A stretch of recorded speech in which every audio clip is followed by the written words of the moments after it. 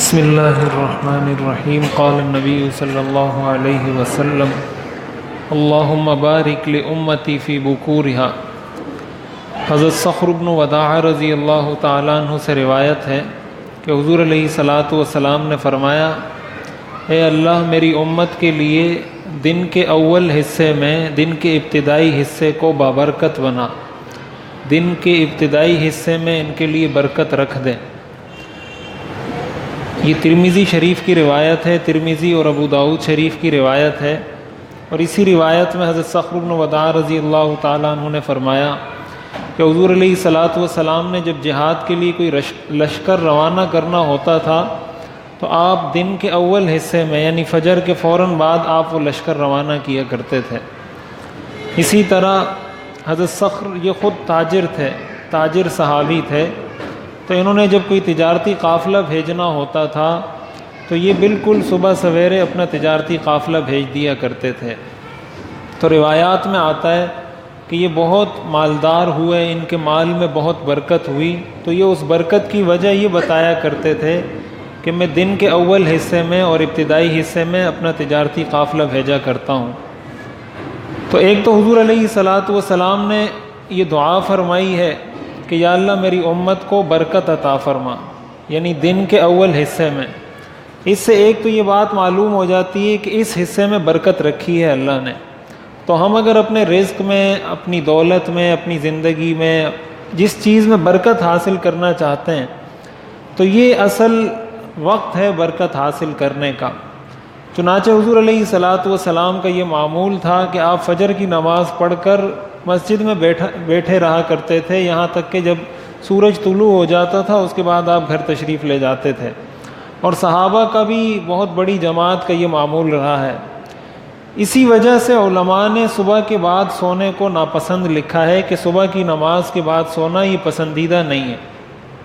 حضرت عمر رضی اللہ تعالیٰ عنہ کا قول ہے کہ صبح کی نماز کے بعد سونا یہ سستی لاتا ہے، بخار لاتا ہے، اور بہت ساری پریشانیاں اپنے ساتھ لاتا ہے۔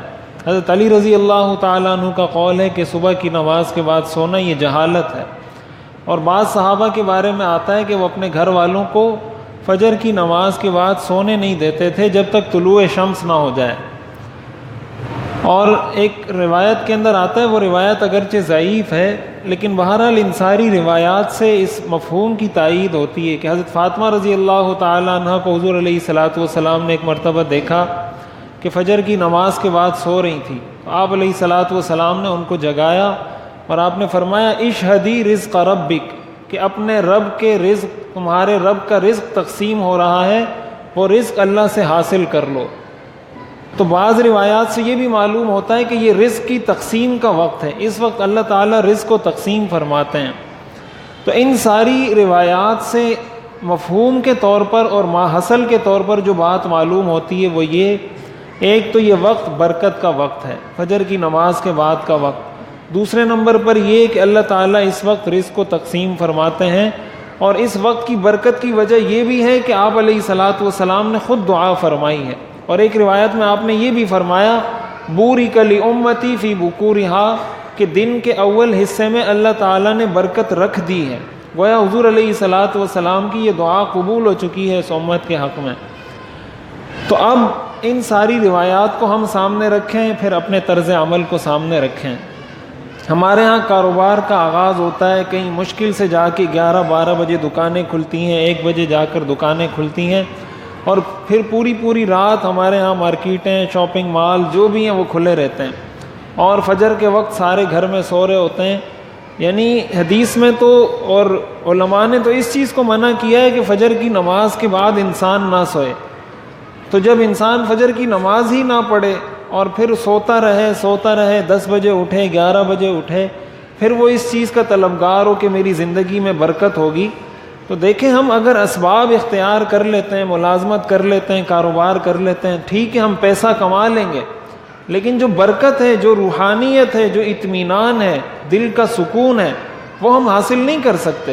اس کو حاصل کرنے کا یہ نسخہ ہے، تو اس پر عمل کی کوشش کرنی چاہیے اگر ہم اپنی زندگی میں سکون چاہتے ہیں۔ حضور علیہ الصلاۃ والسلام نے جو چیزیں امت کو بتائی ہیں وہ اٹل ہیں، اس میں کسی قسم کی شک شبے کی گنجائش نہیں ہے۔ اس لیے ایک تو اس چیز کا اہتمام کرنا چاہیے. عشاء کی نماز کے بعد حضور علیہ الصلاۃ والسلام نے گپ شپ لگانے کو ناپسند فرمایا ہے. آپ اس چیز کو ناپسند کرتے تھے کہ عشاء کے بعد کوئی بیٹھے دنیا کی باتیں کرے. اس چیز کو آپ نے ناپسند فرمایا ہے. ہمارے ہاں اگر شادی ہوتی ہے تو وہ بھی رات کو 11 بجے شروع ہوتی ہے, کاروبار ہیں وہ بھی رات کو شروع ہوتے ہیں. تو اس کلچر کو تبدیل کرنے میں ہمیں اپنا کچھ حصہ شامل کرنا چاہیے. کب تک ہم اوروں کو دیکھتے رہیں گے کہ سارے ایسا کر رہے ہیں تو بس ہم بھی ایسا کر رہے ہیں. کوئی اگر ہم چینج لانا چاہتے ہیں, کچھ ہم چاہتے ہیں کہ تھوڑی بہت ہم تبدیلی لائیں, بہتری کی طرف آئیں. اور آج کی جدید سائنس یہ بتاتی ہے کہ جو لوگ صبح کی نماز کے بعد سوتے ہیں ان کی صحت متاثر ہوتی ہے, ان کے چہرے کا رنگ پھیکا پڑ جاتا ہے, ان کے چہرے میں بشاشت اور تازگی نہیں رہتی. یہ آج کی جدید میڈیکل سائنس نے یہ چیزیں اپروو کی ہیں. تو حضور علیہ الصلاۃ والسلام نے تو یہ چیزیں پہلے امت کو بتائی ہیں. تو اس سے ہماری صحت بھی ٹھیک رہے گی, ہماری روحانیت بھی ٹھیک رہے گی, مال میں بھی برکت ہوگی, اور ہر چیز ہماری اپنے وقت پر ہوگی.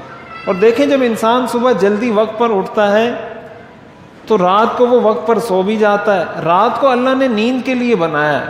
یہ خلاف فطرت ہے, یہ فطری زندگی نہیں. قرآن کریم میں اللہ تعالیٰ نے ارشاد فرمایا وَجَعَلْنَا اللَّيْلَ لِبَاسًا وَجَعَلْنَا النَّهَارَ مَعَاشًا, کہ دن کو ہم نے معاش کا وقت بنایا ہے اور رات کو لباس اور پوشیدگی کا, کہ انسان پر اندھیرا آ جائے سو جائے. وَجَعَلْنَا نَوْمَكُمْ سُبَاتًا, یہ نیند ہم نے اس لیے بنائی ہے تاکہ تم دوسری چیزوں سے ہٹ کٹ کر کچھ آرام کر لو. جَعَلَ لَكُمُ اللَّيْلَ لِتَسْكُنُوا فِيهِ, رات اللہ تعالیٰ فرماتے ہیں میں نے اس لیے بنائی تاکہ تم اس میں کچھ سکون حاصل کر لو, اور ہم نے اس کو الٹ کر دیا. تو یہ غیر فطری زندگی ہے. ہمیں چاہیے جتنا ہم فطرت سے دور ہوں گے اتنا ہماری صحت بھی خراب ہوگی, اتنی بے سکونی بے اطمینانی بھی آئے گی.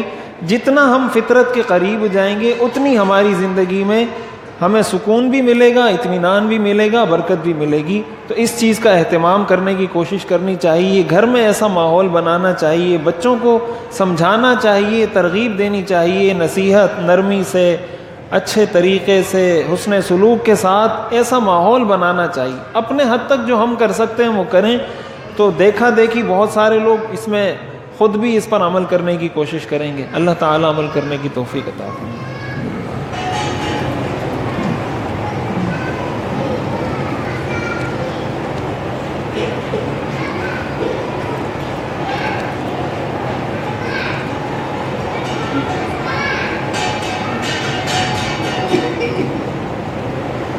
رحمتک یا